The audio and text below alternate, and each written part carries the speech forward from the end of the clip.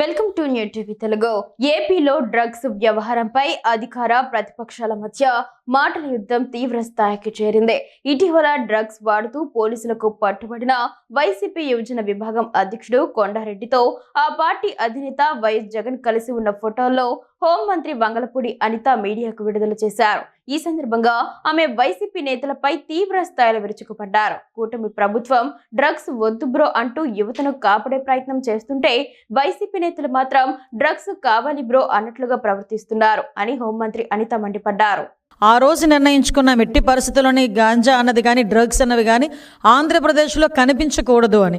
నేను హోమ్ మినిస్టర్గా ప్రమాణ స్వీకారం చేసి ఇంకా నేను ఛార్జ్ తీసుకోక ముందుగానే గౌరవ్ లోకేష్ గారు నాకు కాల్ చేసి, అమ్మ మనం దీని మీద దృష్టి పెట్టాలి, మీరు నేను కలిసి కోఆర్డినేషన్తో పనిచేస్తే డెఫినెట్గా మెరాకిల్స్ సృష్టించవచ్చు, యువత భవిష్యత్తు మీద మాకు మంచి భరోసా కల్పించవచ్చు అని చెప్పిన తర్వాత ఆ రోజు నుంచి ఈ రోజు వరకు కూడా ప్రత్యేకమైన దృష్టి పెట్టి ఒక ఈగల సంస్థను ఏర్పాటు చేసి, ఒక ఐజీ స్థాయి వ్యక్తిని ఏర్పాటు చేసి ఒక ప్రత్యేక విభాగంగా దాన్ని పెట్టి ఈరోజు పూర్తి వాళ్ళకి పవర్లు ఇచ్చి ఈరోజు ఈగల సంస్థ నడిపిస్తూ ఉంటే, ఒక పక్క నుంచి డ్రగ్స్ వద్దు బ్రోని క్యాంపెయిన్ని సుమారుగా 50,000 స్కూల్స్లో ఈ రోజుకి మేము కండక్ట్ చేసి డ్రగ్స్ వల్ల వచ్చే నష్టాలు, డ్రగ్స్ తాలూకా కేసుల్లో ఇరుక్కుంటే వాళ్ళ భవిష్యత్తు ఎలా పాడవుతుంది అని ఎన్డీపీఎస్ యాక్ట్స్ మీద, చట్టాల మీద కూడా అవగాహన కల్పించే పరిస్థితి మేము తీసుకొస్తూ ఉంటే, ఈ రోజుకి కూడా జగన్మోహన్ రెడ్డి పరిస్థితి ఎలా ఉంది అంటే, వాళ్ళ తాలూకా మాఫియా పరిస్థితి ఎలా ఉంది అంటే, మా ప్రభుత్వం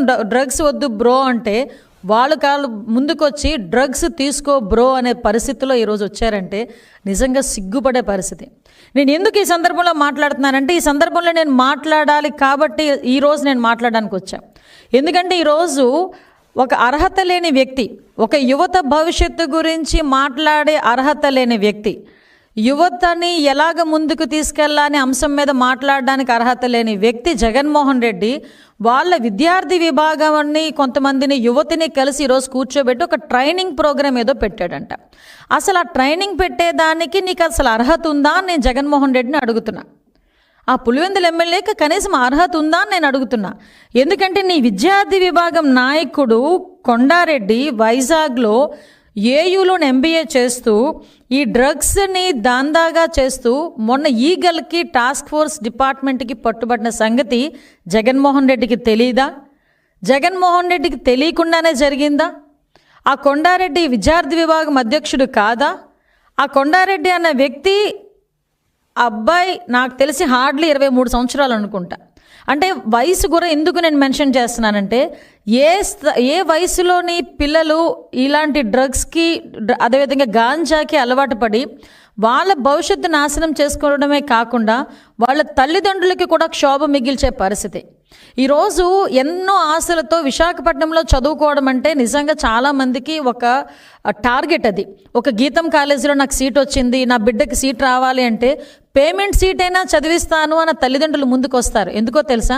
గీతం కాలేజ్ లాంటి కాలేజో, ఆంధ్ర యూనివర్సిటీ లాంటి యూనివర్సిటీయో, లేకపోతే డైట్ లాంటి ఇంజనీరింగ్ కాలేజో, ఏదో ఒక ఇంజనీరింగ్ కాలేజీలో నా బిడ్డ చదివితే 4 సంవత్సరాల తర్వాత క్యాంపస్ ఇంటర్వ్యూస్ వస్తే ఏదో ఒక ఉద్యోగం నా బిడ్డ నిలబడతాడు, నన్ను చూసుకుంటాడు అన్న ఒక భరోసాగా ప్రతి తల్లిదండ్రులు కూడా ఒక పూట తిని ఒక పూట తినక లోన్లు పెట్టుకొని అప్పులు సప్పులు చేసి పిల్లలను చదివించడానికి యూనివర్సిటీస్కి పంపిస్తే అక్కడ కూర్చున్న మీ విద్యార్థి విభాగం నాయకుడు మీ నాయకుల తాలూకా ప్రోద్బలంతో, మీ నాయకుల తాలూకా ప్రోత్సాహకాలతో వాళ్ళకి డ్రగ్స్లకి బానిసలను చేసి వాళ్ళ జీవితాన్ని ఛిద్రం చేసి నాశనం చేస్తూ ఉంటే కూర్చొని వాళ్ళకి పనిష్మెంట్ ఇవ్వడం పోయి వాళ్ళతో కూర్చొని మీటింగ్లు పెట్టుకునే పొజిషన్కి వచ్చావంటే నీకు అసలు సిగ్గుందా? అసలు కనీసం ఒక భవిష్యత్తు గురించి ఆలోచించే నాయకుడివేనా నువ్వు? కనీసం ఈ రోజు వరకు కొండారెడ్డి అన్న వ్యక్తి మీద నువ్వు ఎందుకు కనీసం దాని మీద చర్యలు తీసుకోలేదు? ఎందుకు నా పార్టీకి అతనికి సంబంధం లేదని కానీ, పార్టీ నుంచి తొలగిస్తున్నానని కానీ, పార్టీ నుంచి సస్పెండ్ చేస్తున్నానని కానీ ఒక్క మాట కూడా ఈరోజు వైఎస్ఆర్సీపీ నాయకుల దగ్గర నుంచి కానీ, వైఎస్ఆర్సీపీ నాయకుడి దగ్గర నుంచి కానీ రాలేదు అంటే దాన్ని మనం ఏ విధంగా తీసుకోవాలి? అంటే డ్రగ్స్ని ఇండైరెక్ట్గా డైరెక్ట్గా సపోర్ట్ చేస్తున్నాడు జగన్మోహన్ రెడ్డి అన్న విషయం ఈరోజు మేము ఆలోచించుకోవాలా?